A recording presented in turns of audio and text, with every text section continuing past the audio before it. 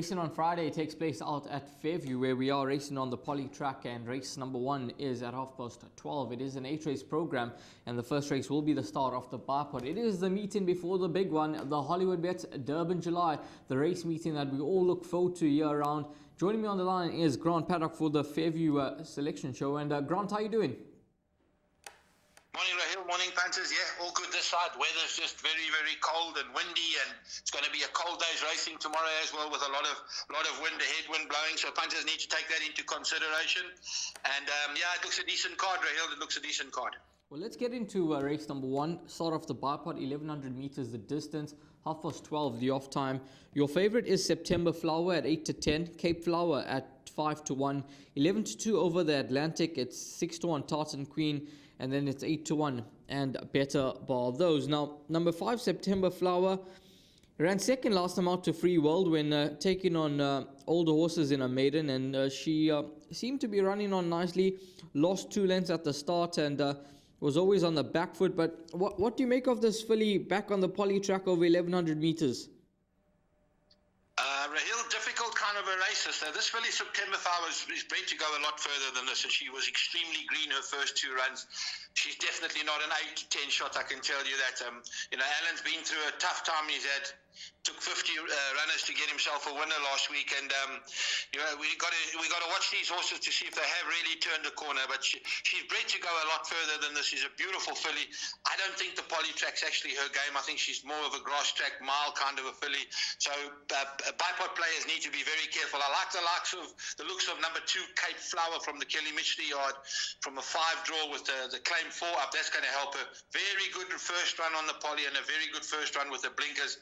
They put the same equipment on, got the 4 claimer on. She's definitely a big danger to the September Flower. I think these 2 will be enough for the bipod, but September Flower, no value at 8-10. I've tipped at 5 from 2, from 4 over the Atlantic from the Duncan McKenzie yard, who ran a very good first run on the poly, and then number 7, Thread of Life, who's having her first run and can only improve. Well, race number 1, it's an exacta for the horses that the names end off with Flower, September Flower and Cape Flower. Maybe you can box that up, and you could get a fairly useful dividend if that exacta does arrive in race number 1. Race number 2, 1300 meters, maiden plate, the start of the place accumulator. And in this race, it is King of Queen who's on a quick backup. We'll have to wait and see if he takes his place at 18-10, along with Magic Prince at 5-2. Number 6, Sex Bomb at 7-2. It's 8-1 about Colonel Green, and then it's 7-1 and better bar those. Now, King of Queen, he was costly to follow once again on Tuesday, I think it was. And I mean, is he guaranteed to take his place? Probably not. Yeah, probably not, Rahil. I've excluded him in everything. He ran a very poor race on Tuesday, and the turnaround is just a little bit too quick. He had everything in his favour with the 4 claim and everything, and that's off now. So it's not for me. I doubt he'll run, but we've got to play it as it is in front of us. Magic Prince ran a very good race first time out. I don't like the step back in trip, but he's got to be a runner. Colonel Green's not going to get an easy opportunity to win a maiden. And if this was Velvet Valor's come right after Geld, he put a line through his last run. He had an issue with one of his testicles. But that's now since been removed. And if he runs his previous race, where he ran a very good second over 1400, he's definitely going to be a runner. Very tricky race. I've gone 3, 4 and 8 in the bipod. I have brassed King of Queen. Yeah, it certainly is a very, very shallow contest over the 1300 meter trip, and a race that's not going to take a lot of winning. But Grant could have found us some nice value with number 8, Velvet Valor, at around 16-1 in the market. We're going to move on to race number 3, which will be the start of the Pick 6, 2000 meters, maiden plate, 13:35. Favorite, Take a Mulligan at 16-10, 5-2 about Portcullis, 4-1 about Patea, 5-1 Island Master, and then it's 8-1 and better bar those. Now, number 2, Take a Mulligan. He ran 7 days ago when finishing second to Electric Storm. Loom Kotwa takes a ride for Gavin Smith. 3 draw. He's definitely going to be in the firing line, and he could just be the horse to beat you. Rahil ran a very nice race first first time out. I've gone off these horses that are backing up a week later, especially when they're running over a trip. You know, this horse opened 18 to 10. They grabbed that into 15 to 10 very quickly. But he had a hard 2,000 meters, and 7 days later he's back in another 2,000. It's not going to be easy for him. He's probably a worthy favourite, but I've gone all in here with the number 4 horse, Portcullis. A very, very good first run over the mile. Ran on very strongly. Misbehaved at the course the next time out where he got scratched and was a big runner. But on his work, he's not a horse that's going to just win a maiden. I think he's found the right field, and I'm prepared to banker him in all bets. I think he'll take a power of beating. So it's going to be Portcullis to beat Take a Mulligan, Island Master, who's holding decent form, and Bell's First Wave to round up. Yeah, number 4, Portcullis. I remember that last run. I think it was meant to be on the poly track where there was a bit of a train smash result in that race. And I think Grant could be onto something here with this Son of Master of My Fate in race number 3. Moving along to race number 4, 1,200 meters. This is an MR68 handicap. 10 past 2 is the off time. The start of jackpot number 1. Favorite By the Light of the Moon, 22 to 10, along with Duke of Orange, 4 to 1, William the First, and then it's 7 to 1. And better ball those. Now this was Duke of Orange. He got that victory under his belt last time out when beating Arturo. Unfortunately, Arturo did nothing for that form, but I'm sure that win would have done his confidence a world of good, and he can certainly go back to back. Yeah, Rahil, this is another race where the betting absolutely amuses me. I got to be very honest with you. Duke of Orange, 3-time winner, holding solid form over course and distance. 4 claim on 50 kilos on his back. And then you got By the Light of the Moon, a filly, 3-year-old filly carrying 59.5, coming out of one of those Monday meeting races. Very poor form lines, and that's joint favourite. I make Duke of Orange the best bet on the card. I think he should be closer to even money.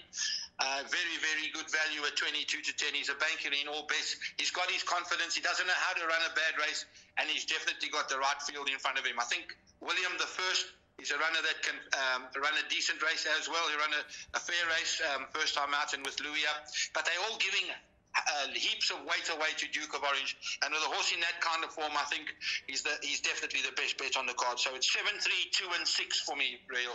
All in with Duke of Orange in race number 4. Race number 5, You Win Again, 15 to 10, 4 to 1 Red Sash, 11 to 2 Ella's Delight, 7 to 1 Enchanted Sky, Cabon Capi, and then it's 8 to 1 and better ball those. Now race 5 is Feliz Amir, 76 handicap over 1,200 meters.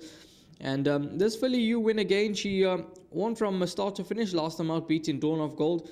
Does return off a 2-month layoff, but unbeaten on the poly track. That's got to be a huge positive for her. But this filly, Red Sash, last time out, she didn't have the greatest of draws, but on Friday she cracked draw number 1, and she could be a major player. Yeah, definitely, Rahil. That's my tip for the race. I think she ran a very, very good race from draw 13 last time out. She loves the poly, got the draw. She's going to be up there for absolutely nothing. I think she's a massive runner. Definitely my first pick. Ella's Delight. She's slightly up in class, but she's got that 4 claimer to negate that. 53 on her back. A very good run last time out. Only beaten the neck. And then a Carbon Copy and You Win Again. There's nothing between those two. Unfortunately, Carbon Copy is drawn out at 10. You Win Again's done nothing wrong. 2-month break, stable has to prove that it's out of its slump. So definitely Red Sash for me. Red Sash to beat Ella's Delight, Carbon Copy, and You Win Again. Red Sash at around 4 to 1 is the top choice in race number 5. Moving along to race number 6, an MR82 handicap, and race 6 will be run of the 1,200 meter trip. 20 past 3 is the off time, and it is your final chance to get involved in a pick 3 bet on Friday afternoon. Race 6 on the program, we'll have a look at the fixed odds betting market. Mas Vigilante at 14 to 10, work of time 11 to 2, 6 to 1 explosive speed.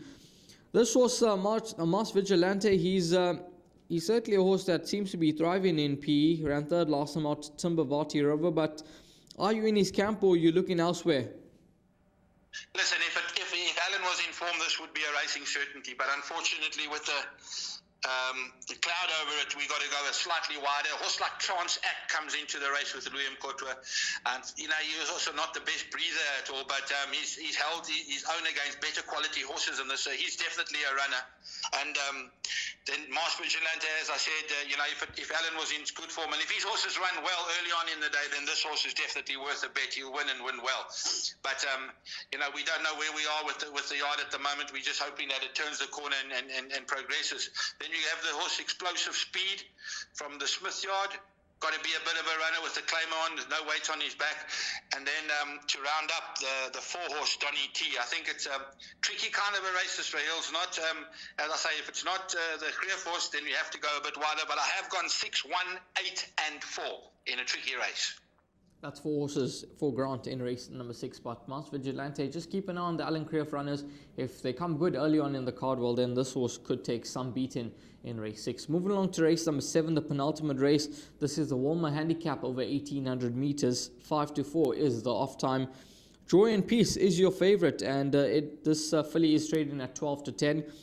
6-1 Say Yes, Gideon's Daughter 6-1, 7-1 Essential, Crimson Princess 8-1, and then it's double figure odds about the balance. Now, last time out, Richard, for you probably got it wrong. He went with the other filly from the Creef yard, and this filly won extremely well, Joy and Peace, with Kennel Mini aboard. She's gone up to 3 points for that victory over Women's World. Can she repeat the dose here, or are there other horses that could get her number? Yeah, listen, Rahil, this is a hell of a lot more difficult. I got to be honest with you. She's giving way to some really, really hard-knocking fillies. She's a very good filly, there's no doubt. I know Alan's backed off on her after that last win, and so she might just need it. Carrying 60 kilos against hard knockers is not going to be easy for her, I can tell you that. But she is a very, very good filly, and she is a worthy inclusion, there's no doubt. Gideon's Daughter doesn't know how to run a bad race. She will be there with 54.5. She's getting 5.5 kilos from Joy and Peace, and that's a lot of weight. This filly from the Mitchley yard, Essential's a really, really smart filly. There's no doubt she'll get the 1800-meter trip. No weight on her back, 53.5, and she's got to be a big, big runner. Opera Swing, another filly, doesn't know how to run a bad race. And then Dame of Flames with Nastilia. Superb run last time out. Also weight 52.5 on her back. She's got to be a very, very big runner. So it's a difficult kind of race. The most difficult race on the card. In my pick 6, I went 1, 4, 6, 8 and 10. I'm tipping at 1, 8, 6 and 4, and you obviously need to add the 10. I'm hoping Joy and Peace can win again, but it's going to be very difficult for her. Granted, around 7-1 in the market with number 8 Essential. Would you be confident enough to probably have a straight win bet on her? I would go each way on Essential. Definitely, there's a lot of value there. Okay, 7-1 about Essential. That could be a nice find there, and a nice inclusion for you in race number 7. 3-year-old daughter of William Longsaw that could be crying out for the 1800-meter trip. We then move along to race number 8, 1600 meters the distance, and this is a middle stakes that will round off proceedings on Friday. Your favorite is No Place Like Home, weak favorite at 5-1. Faithful Day, 11-2, 6-1 Kingdom of Heaven, 6-1 Pembroke, it's 7-1 My Golly Molly, 7-1 El Romiachi, 17-2 Timbavati River, and then the rest are at double figures. So it just goes to show that this is a very, very trappy contest to close off the day. And Grant, it's a typical race, number 8 out at Fairview, where you've got horses upon horses that have winning chances. Yeah, Rahil, listen, first of all, it's a quality field. There's some decent horses here. It's not the normal poor quality horses and everybody's got a chance. Sure. There's a handful of horses that can win this race. Five horses, in fact, that I've got in my pick 6, but a very nice quality field of horses. These horses can still go on and win quite a few races. We'll start with Faithful Day, won a very good race last time out. He needs the pace to be on from the 9 draw. I'm not sure if the pace is going to be on in a race like this. Maybe El Romiachi with the claimer is going to go out and make the pace. He's only got 52 on his back and he's got a good draw. And I see Zisman has already had a bet. So that's obviously going to go up there and make it a good pace. Brings Faithful Day right in. He won a good race and he only got 2 points last time out. Kingdom of Heaven, very, very unlucky last time out. Didn't get the best of rides. Unfortunately, just got bobbed. He's got to be a massive, massive runner. I can't see him missing it in the first 3. Also, like No Place From Home, ran on nicely last time out over 1400. Got to go in, Richard, for refactor. I spoke about El Romiachi, and then this was Timbavati River. Doesn't know how to run a bad race either. Up in class, little bit of a bad draw, and he's got to be there and thereabouts. I'm tipping at 4, 7, 9 and 2, but you have to add in the 5 into the pick 6. 4, 7, 9 and 2, and then include the 5 horse, so that will be 5 horses for you to play around in race number 8, and it's it's less than half the field there, the numbers that you need to include. We're going to move along to the suggested bet now, and Grant will take us through his suggested bet for racing on Friday out at Fairview, and Grant has gone with the bipod, so Grant, take it away. Thank you very much, Rahil. Best bet, race 4, number 7, Duke of Orange. My value bet, race 8, number 4, Kingdom of Heaven. And the suggested bet, the bipod goes as follows. We open up with 2 and 5, by 3, 4 and 8, by banker 4, by banker 7, by 2, 4, 5 and 9, by 1 and 6 for 48 Rand. 48 Rand, a very, very affordable perm at bipod, and it is a day before Hollywoodbets Durbanville, so I'm sure that most of us are looking to get some extra cash into that kitty, and perhaps we can get involved in that bipod on Friday out at Fairview. Grant, thanks very much. Have a wonderful weekend. But before I let you go, what's your top choice for the big one, the big event on a Saturday? Rahil, saying thank you very much, and thank you to the punters. And my July, I'm going Green with Envy to beat See It Again, Future Swing, and Barbaresco.